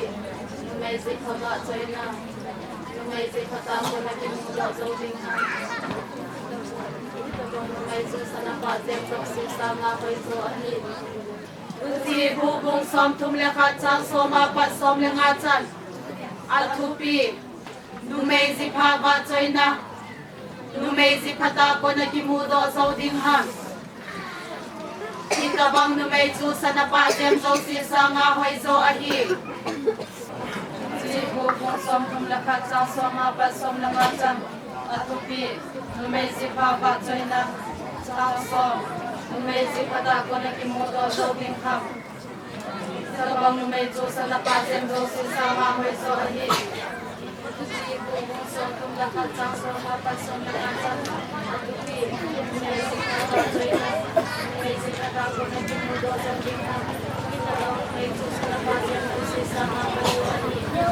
Uci bubung som tum lekha chang som ma pa som lenga chan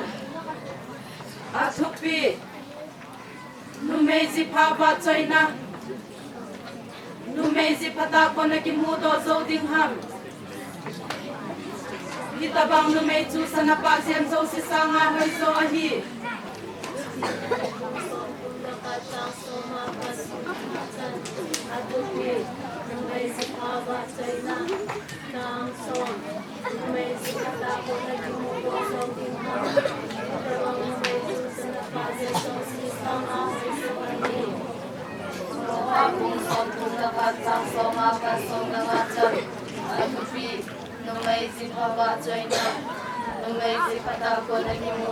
ding ham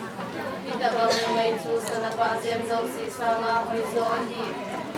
Jakso okay mantaw kitigonin tuin pati holanga Bible chang 1 Corinthians bungko char som ni thuma pat som ni sagi kan setting in serial number 1 kan kawi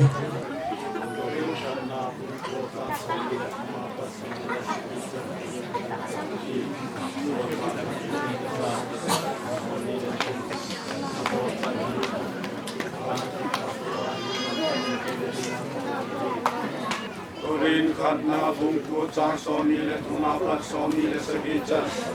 adubi socha khat thani na plat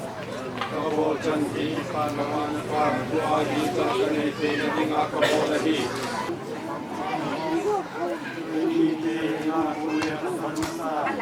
bungku chang somi pa somi le sagi chan adubi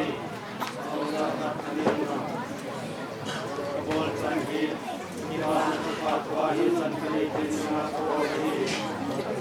Korin thot khatna bungko sang som ni le thuma pat som ni le sagi chan athupi so cha khat thani le chan kabol chan hi kipana tu patwa hi chan hei le dinga kabol hi pati china pen hobung som na khalla som na khalla libo pati kite thewin Chaya competition ang sa hubong so si chuma ki pathway saving tuin achai na nam competition tu chunga tunya ding achai na pending ai tain tuin music chairman pain ki khenna tauna imat pi vintin chichu tunya competition phat chai na utante ai lo ha chunu ka pa pathin mien kai je wa si tel ba fer mun se kai ngai dam ding ben yung zen ka pa kai ya simlin kilalin me atang ta e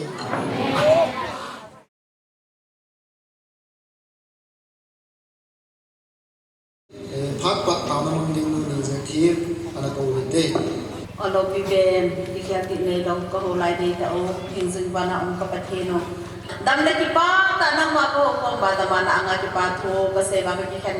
ka se na tha gau thin kha cha ne om pe ding on tien tha cha hat lo ta hi zong beng na cha mi hi za den la ke ma ding ana nga ka taw na nang ka dei bang ta phathe e po pe zo ding in ti chan zo se zo thang ba ku me ti san man tam ta e kha tam pa kai se sun ni la ko ba ka ta be he amen tu hi program ang zo in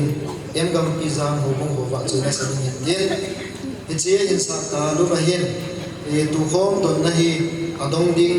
akisi ko on che chung in se jing in ka tin asar ho kal sao de mi river ana ke go le la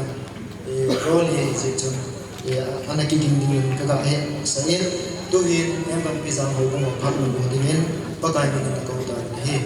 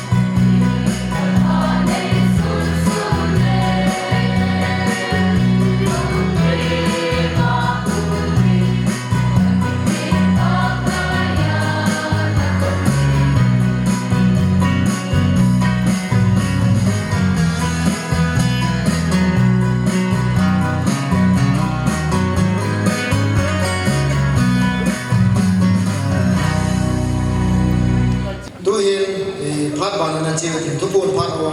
bun lawa ko ki sa lawa poi mo ma le chwa tin chong phat ko ma thang te tôi hay cái bám tay ni là ba Reverend thằng dân ca giúp director mang cái họ tỷ bên ama rằng Indian điều hết là cái bám nên thế in sunga mission cuisine ja thầy lâu area women department secretary nuôi đầu tu hành ông ngin tu nia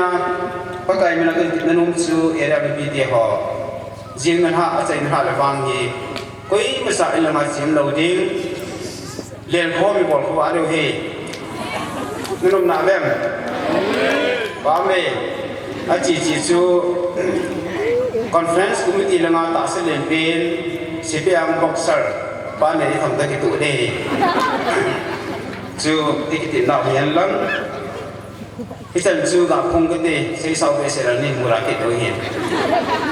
ki pa e va choi na khat anangai oi ten ni dan valoi pastor area choir mo akunin chi chu inai chai chai le e ke vil dinum loin upa thin mang member MED in tu kho o tha na hi ni pai pai de tin in don chai ta vai ni ngai nong ko de hen ka pa mon te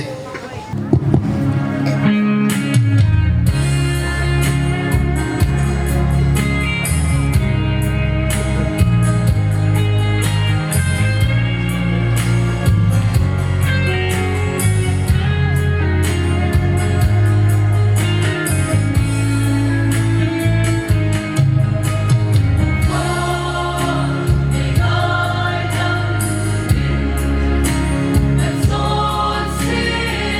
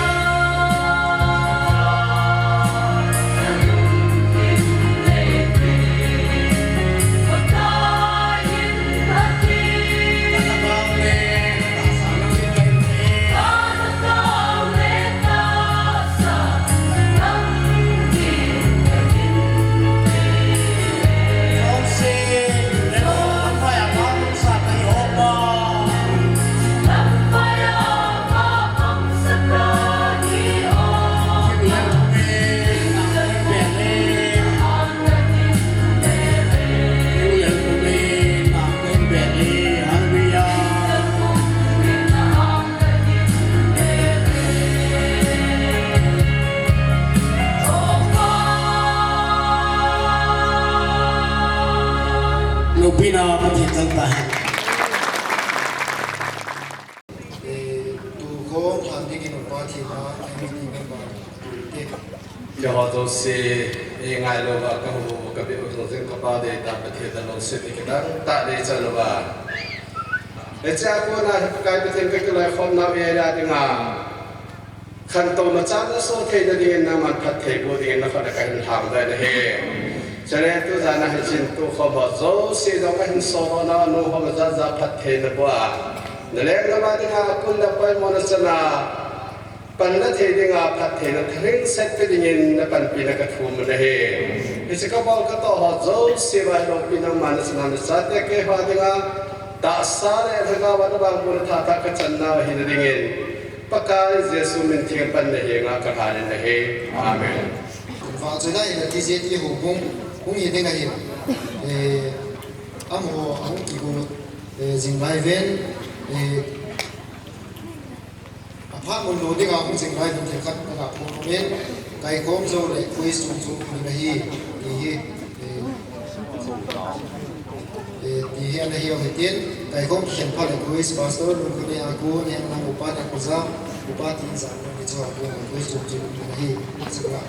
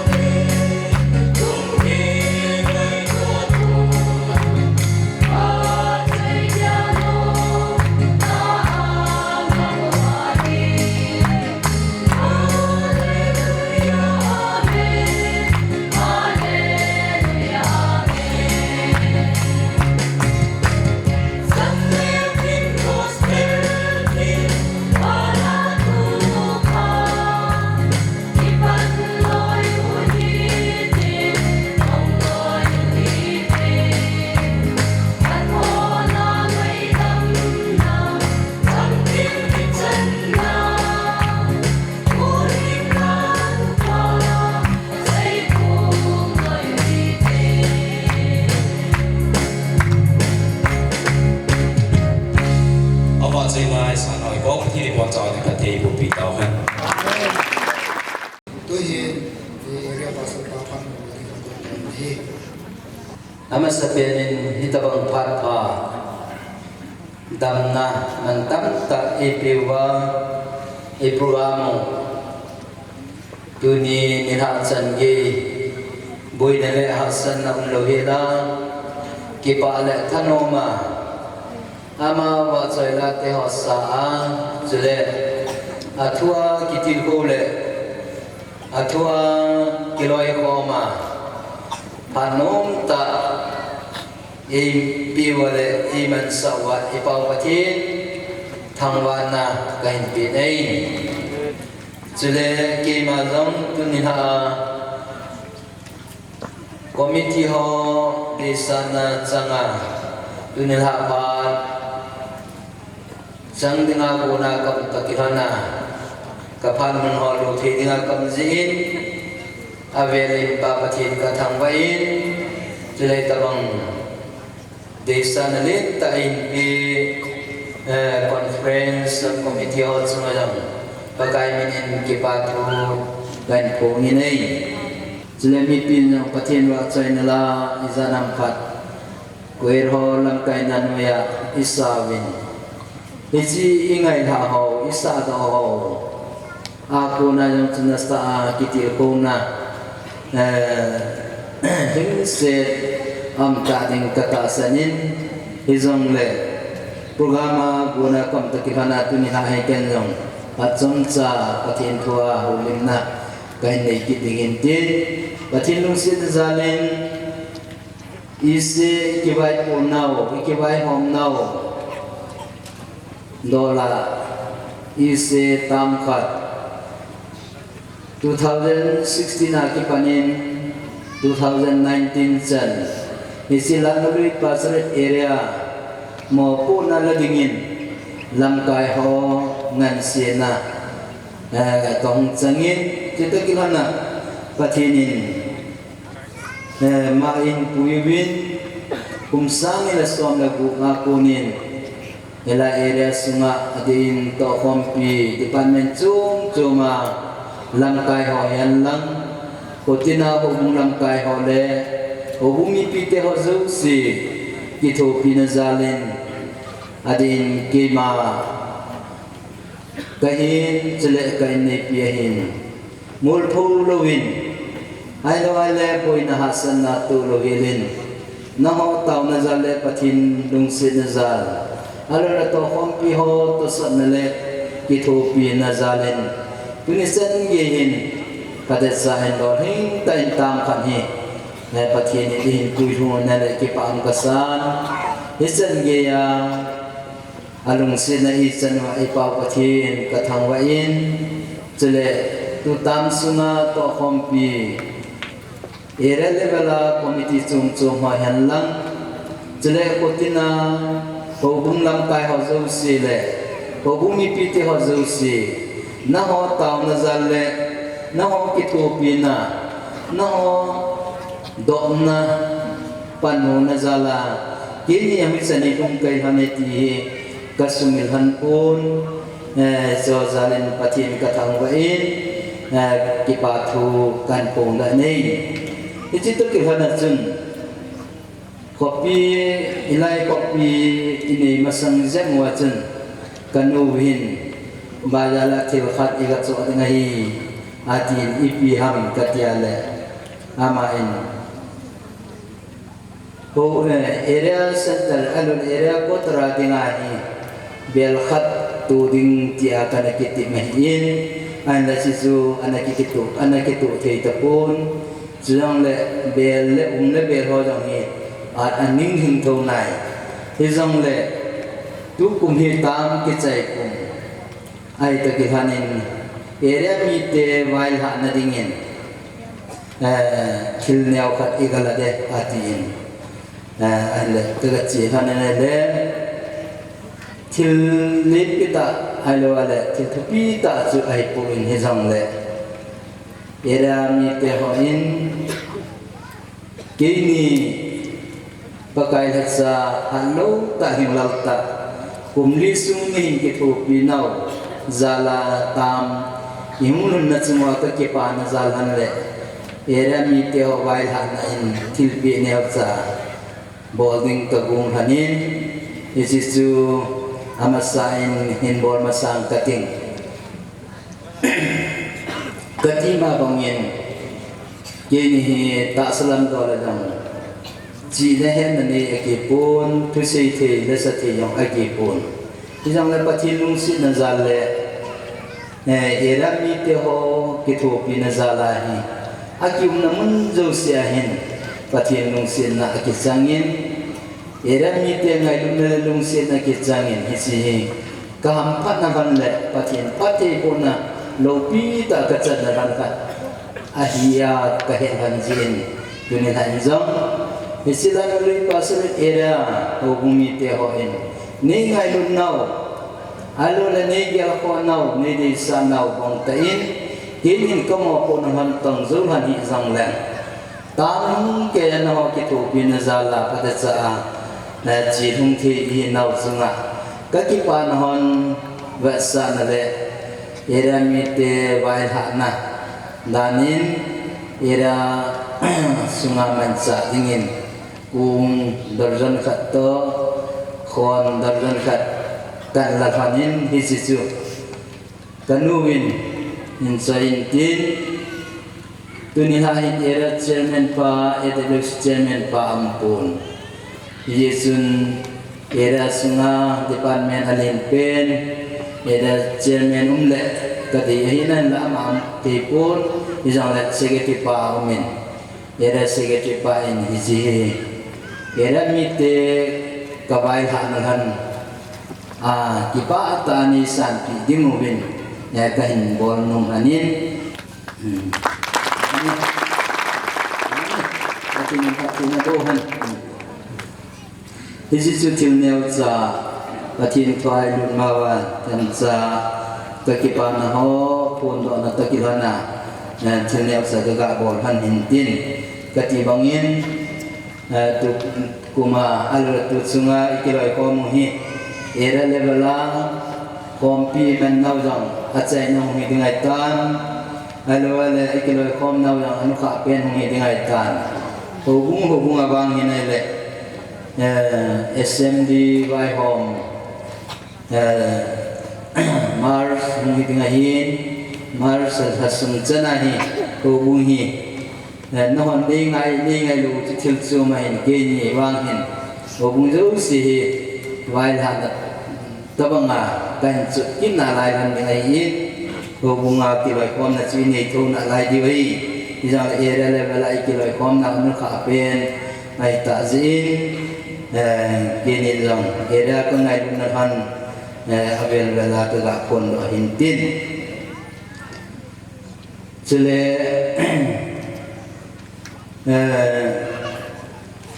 ta sa ikiloi kom nau area ikiloi kom nau pal ani ko ho hum ki chan nam dong le ka ga si do nong chu ma ba na dong tam tha lam kai di ho alo le pasal hum di ho iso zu si dong hi pakai hatsa ho hi adia hin lam na le ha san na di ma ki hin era mi te ki thu pi na alo lam kai ho ki thu pi na za la hi kal ki sun bu ai idia su tam tha zong tu achi sa tam sanga hat zo le hoi zo le pha zo a era pasana tha hung mi ho zo ini do mo wa ini ki thu pi wa chele pakai yang kam na to na zong imalam do sia hi te to so pan inila ila to pe di mo hi pakai mina wai ha na tabanga ka si do no ai isen chu hintin patien thu langa analu taw tivin thupi ithupi hi khabe hin sindo tinikating tu jing ka devotion ni jang ni ngai tawin chule wai kai ko na jang pro pasar salna kunin thupi ini ngai ha tawin izong le tu ni ha in ken ri chi ban jama chu hi chi bible chang sim do a tula adang ki tu piding kha yang kan sim do no min hi jo mong cha chom cha ho lim na kan ni ding tin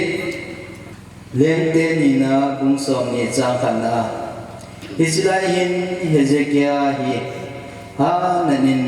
anan ati pai ding ai tai Hizun Amos Zapa Israel Tim Gau Pa Chu Ahinga Ahungin Aza Ahung Seitai Pakai Nitin Asiye Nain Sung Mite Kisim Tu Tan Aziz Chu Nang Mana Dam Dolo Wa Nati Dan Te Ding Ai Tai Tin Asiye ahung ti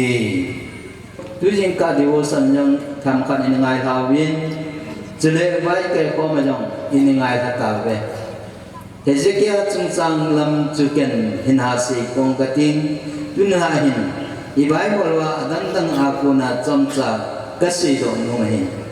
in sung sim tu lo a po dan eli thim pu pa in huwa chom cha ka si do no hin Eli tim pu ai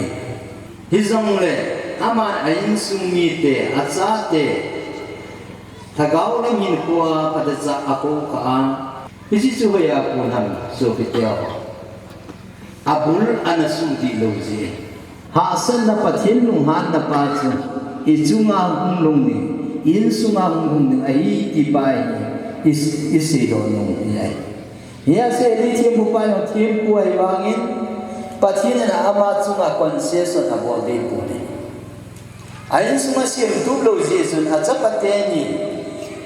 in bol loading aborana to loading ano ne loading ane honna abor hanji azu pathin nuhana acha te ni zala ain suma chu kunga nikhat thia apa chawa thia ni kam de la hi Isi suhaya kunam apa cain semua siam tu lo hei ye chung tu ni ho jam nain sung ki siam tu ta ki thupi ini isi ta kilana isu ngadung the ti pa isu melodung thumasan kasei no nei eli tempu ai ba achunga hi pathin concession api lo ai Azizu aman pathin thupi dung zuya an su asim tu lo jin yesun tunin nang la ke jong ni ko khat le pakaya nga idin ting le mai phagat na ham alo le ipiam nga het thim na ngai thim na concession lo de ngai ti isu mi lo dung kan te nei alo la an su mi te akuma chang Dala in pathin an apuna atip pinagam zone in ang kipat do ani iti to kilana chun ama hung do chun apanga pa ti de ham lot zong chun anumai zui ane lot zong chu Abraham an zuya pathinin an Yesu pathinin alung sin angai lu Abraham zal na agel ko abisim tublo jesun abisu tublo jesun atsai na ahin ko chu itabang hungam atsai na ahin sum chu itabang hungam itiane mi hausa ta mi ni jolta ani jol jele hausa le pathina ta tam ta achan ja chu Abraham le to anaki kan han chu na ai wanga pathina chu jana chan wanga chu ta al hagaw lama hin ko kisim tu lo jesun achai na an sum su man tha na iti de ham alwale pahin apa sa kisim tu lo wale ni ko khalle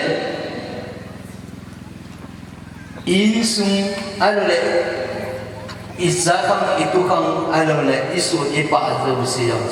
pathin lungan na nammi te su thi pathin lungan na khang hui su thi ti bai isu melo du kali ni Yesun lotong su pathin Sodom le Gomora ki hal wam na apunin ahu do dingin ni asol na insun sim tublo akho dan so isa chun kitchen tanakimun ai chile athum na ni khat ka ga se be kinnom na lai nei Elimelech akunin jamsa ka se don kinen Elimelech kitipahi azinu sunauni hin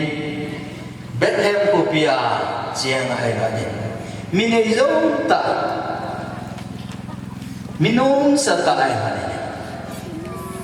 ai la amani phalai sun chi phalai sun Bethlehem le akim vela hin kil alakai ki su ibai kola akim ni rut bungkha na lang isimai azia satya ko ma turki long lakan Pesilai mo na hitai umdan wale I tizang le I ko wai chiki rin pawa I chigang di mai ya sa dunia among thelo in sung pa zu isim yeti isi do no mi jai ya sa korin lang ibana le so sa korin mi te ko ma le khana than na chu na ho pathin in thi na hi wa na suwa pathin na ka wa chen chu na belo ham na Pathianin tingi beti Yesu melope. Ita sanai photo niya ki panatu isungai Krista Yesu tu chiang itai. Dunia ka ai wazam. Pakai topi tasan na akinga tasan na kalsun na. Insumo Patasa sim tu ma pakai ni konile insum kima pakai lam tu kalisun thi na divin pathina tu isim do leu lemnau. Ibon sa dingin pathibu pitawan chan chui ka se do tin se hiram le pathini ngai lam tin atu pathin pathibu tawan panna kunna pha na ban pinge ke ki pe tu hin AWC ko na price of the pha abo phat mo ring ko ke price mo ko ne hom masangobin kipa $2 jamcha kipa tu se ne nei ka ting program ma ki gong tu zu ya tukis sai na phat ai lu pi nau sum hin ki ba om ki sa in ki ba thu pun na ka ki ba ve ti su la na in ki neu cha ki ba thilin om ki gong in chi he mi pi don ka ting conference committee la ko na ile dang ho hi speaker ting Roy Amin Yesun conference committee la tinga and be women department chairperson nu tin no in UP of women tin la department te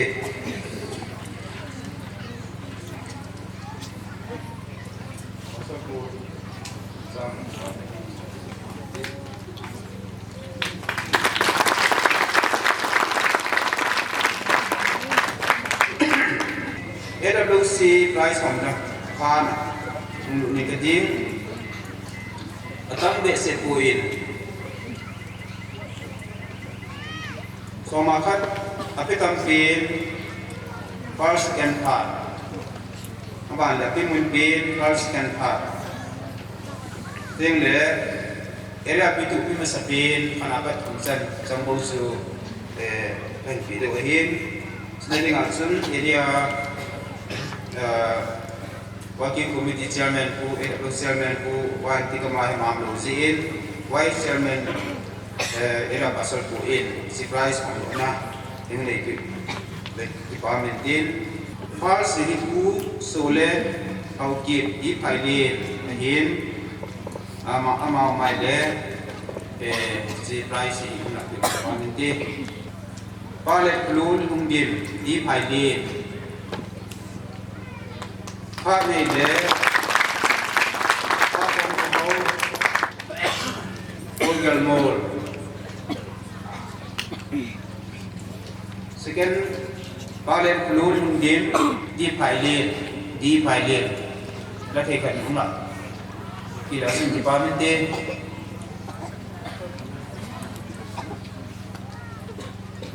high price ôi gần mồ âm lầu lẽ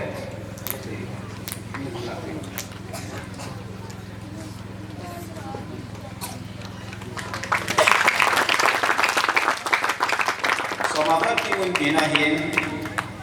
first Panamin second part part DMA first su nu trong kia hậu kịp đi phải lên ama sama kat pi nahi bei som ko le bei thum pi ama kasi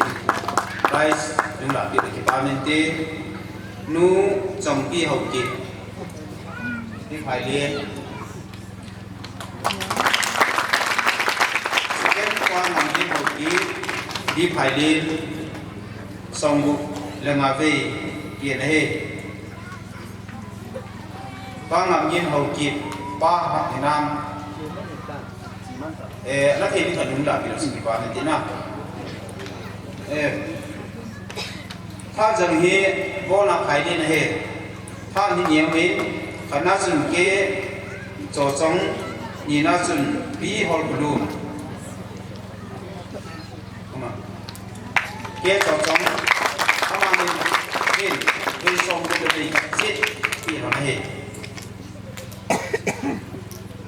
bí hồn luôn rồi anh cái chỗ trống đi phải lên ở thì phải là những loại sinh hoạt ở đâu có cuốn nó nên nó có cuốn các bạn để cái sắp đến era sma first thiên càng phải second em cần pizza third đi phải lên nó chân gì cái ba bắt sana thì nếu sao phải register của cái vòng hiện thì những loại sinh hoạt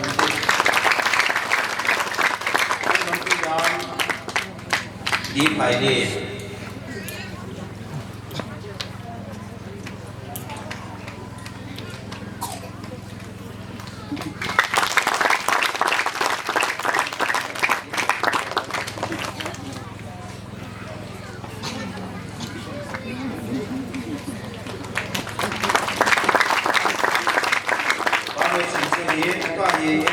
price at meeting chơi để xong competition group mà biên chơi hiện tại hiện tại này nè music committee họ nó có hiện trong để không có làm hàng thế cái vậy tôi đi ha tụ có mà cái một gia đình này sáng nào nè sớm nào nè sẽ gì đấy tôi là đi phát dây cả con đi con làm sao mình không phải không thể được gì direct thằng dân các bên department directorate phát hiện hiện những người mà phát một người đi câu tao này nên ông xin cái đơn giản cho một bên làm cái như được phát hiện hội thì chỉ cái lối khốn là những area Australia cái conference đi khu phát họ nó buồn tu nào cái không phát họ cái phát nó buồn là chơi cái chân gì mà này tùy qua nó bắt chơi là này ta họ ngày là thiên có muốn nó còn phát thu sen cho nên cái mùi qua qua đây nó chung lâu ít đã có cái in sung sử dụng tiếng đàn họ có ngày thế mình cái cho dấu chỉ ra lên năm mà thằng bạn nó bị mình ấy lúc nào tôi thông ngày họ hối có cái kịp kịp là dùng đấy có đến chiều à cần kim chiều thu sen đó là số thì cái đang phát thì cái bộ biểu hiện này là có tàu ấy có cái khen đội đầu tiên tôi dùng đấy là niệm biểu hiện lắm program đã cái công ty số là lại cái này thì phát chân cái dùng niệm biểu hiện người có phát họ trái thì không ra là cái phát thu sen của mình hát cho nó cái Yesu Christ là mình làm tàu ấy